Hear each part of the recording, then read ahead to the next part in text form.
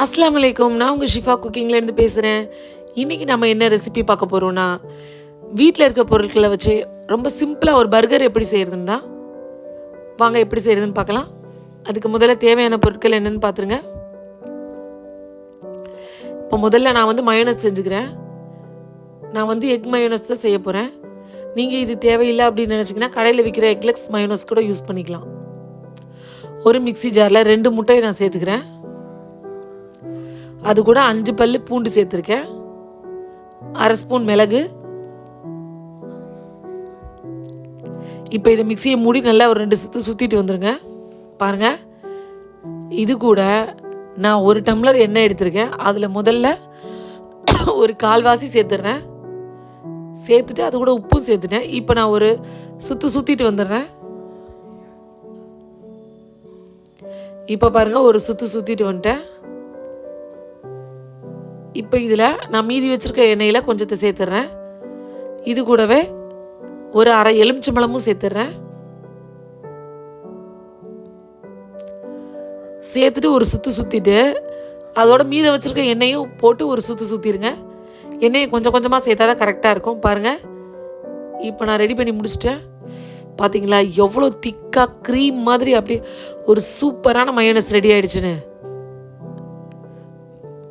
பார்க்கும் போதே டெம்ட் ஆகிற அளவுக்கு இருக்குது.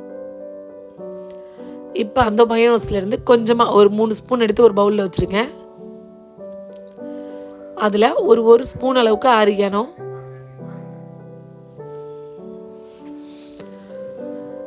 இது கூடவே நான் வந்து ஷெஸ்வான் சாஸ் எடுத்திருக்கேன்.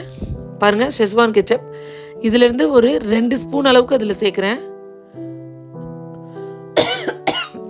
உங்ககிட்ட இது இல்லை அப்படின்னா நீங்கள் வந்து ரெட் சில்லி சாஸ் சேர்த்துக்கோங்க. அது கூட டொமேட்டோ கெச்சப் ஒரு ஸ்பூன் சேர்த்துருக்கேன். இது எல்லாத்தையும் நல்லா மிக்ஸ் பண்ணி விட்டுருங்க. நான் இதில் வந்து சில்லி ஃப்ளேக்ஸ் சேர்க்கலை. என்னோட கெச்சப்பே நல்லா ஸ்பைஸியாக இருக்கிறதுனால சில்லி ஃப்ளேக்ஸ் சேர்க்கலை. டேஸ்ட் பார்த்தா நல்ல ஒரு ஸ்பைசி அண்ட் டேங்கியாக இருக்குது இது. இப்போ நான் உருளைக்கிழங்கு வந்து வேக வச்சு எடுத்து வச்சுருக்கேன். இந்த உருளைக்கிழங்கோட கட் பண்ணி வச்சுருக்க பெரிய வெங்காயம், கட் பண்ணி வச்சுருக்க கொத்தமல்லி 2ஐயும் சேர்த்துட்றேன். பாருங்கள், நல்ல ஒரு ஃப்ரெஷ்ஷான கொத்தமல்லி சேர்த்தாச்சு. இது கூட ஒரு 1/2 ஸ்பூன் இஞ்சி பூண்டு பேஸ்ட், 1/2 ஸ்பூன் மிளகாத்தூள், 1/4 ஸ்பூன் மஞ்சள் தூள், 1/2 ஸ்பூன் கரம் மசாலா. இப்போ இந்த உருளைக்கிழங்கு தேவையான அளவு உப்பு போட்டுட்டு இது எல்லாத்தையும் நல்லா பிசைஞ்சிருங்க.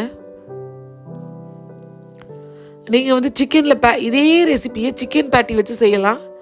நான் வந்து உருளைக்கிழங்கு வச்சு தான் செய்ய போகிறேன். ஒரு பவுலில் ஒரு 4 ஸ்பூன் கார்ன்ஃப்ளவர் சேர்க்குறேன்.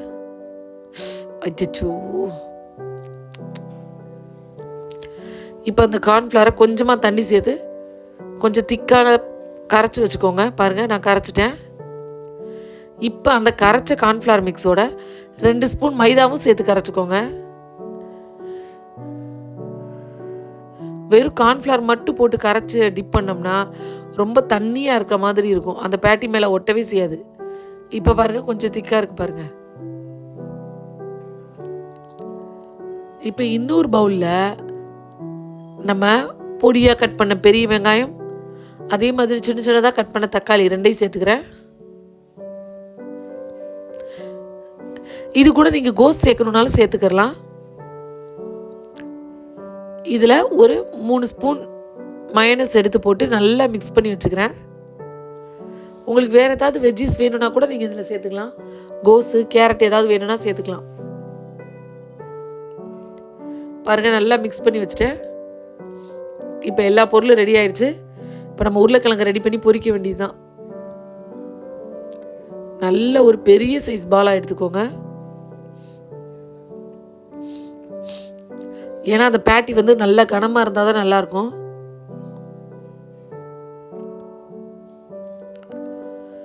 அதை உள்ளங்கையில் வச்சு நம்ம கட்லெட்டை விட கொஞ்சம் கனமாக தட்டிக்கோங்க.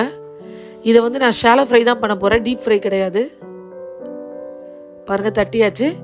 இப்போ அந்த கார்ன்ஃப்ளவர் மிக்ஸ் இருக்கு இல்லையா, மைதா கார்ன்ஃப்ளவர் மிக்ஸு, அதில் போட்டுட்டு அப்படி இன்னொரு பக்கம் திருப்பி போட்டு எடுத்தால் போதும். அவ்வளோதான். உங்களுக்கு கொஞ்சம் கூட உருளைக்கிழங்கு கலராது. பாருங்களேன், சூப்பராக வெந்து வந்துடும். பார்த்தீங்களா, இந்த மாதிரி நல்லா 2 பக்கம் திருப்பி போட்டு நல்லா வேக வச்சு எடுத்துக்கோங்க. அவ்வளோதான், ஒரு சூப்பரான பேட்டி ரெடி பண்ணியாச்சு. இப்போ நம்ம எல்லாத்தையும் அசம்பிள் பண்ணிட்டா அவ்வளோதான், பர்கர் ரெடி ஆகிடும். வாங்க எல்லாத்தையும் அடுக்கலாம். பன்னு பார்த்தீங்களா எவ்வளோ சாஃப்டாக இருக்குன்னு. அதை நான் 2ஆக கட் பண்ணிக்கிறேன். ரொம்ப சாஃப்டாக இருக்குது, பிடிச்சி கட் பண்ண கூட முடியல. இப்போ இந்த கீழ் பகுதியில் நம்ம வெங்காயம், தக்காளி, மயோனஸ் மிக்ஸ் பண்ணி வச்சுருக்கோம் இல்லையா, அந்த மிக்ஸ் எடுத்து கரெக்டாக ஃபுல்லாக வச்சுக்கோங்க. அதுக்கும் மேலே நம்ம பொரிச்சு வச்சுருக்க உருளைக்கிழங்கு பேட்டியை வைக்கிறேன். அதுக்கும் மேலே இருக்க பன்னில் நம்ம ரெடி பண்ணி வச்சுருக்க பர்கர் சாஸ் எடுத்து நல்லா திக்காக அப்ளை பண்ணிக்கோங்க. இப்போ அது மேலே வச்சு கவர் பண்ணிடுங்க. அவ்வளோதான், ஒரு சூப்பர் அண்ட் டேஸ்டியான பர்கர் ரெடி ஆயிடுச்சு. நீங்களும் வீட்டில் இதே மாதிரி ஈஸியாக ட்ரை பண்ணி பாருங்கள். ட்ரை பண்ணி பார்த்துட்டு எப்படி இருந்துச்சுன்னு கமெண்டில் சொல்லுங்கள். என்னோட அந்த ரெசிபி உங்களுக்கு பிடிச்சிருந்துச்சுன்னா என்னோட சேனலை லைக் பண்ணுங்கள், ஷேர் பண்ணுங்கள், சப்ஸ்கிரைப் பண்ணுங்கள்.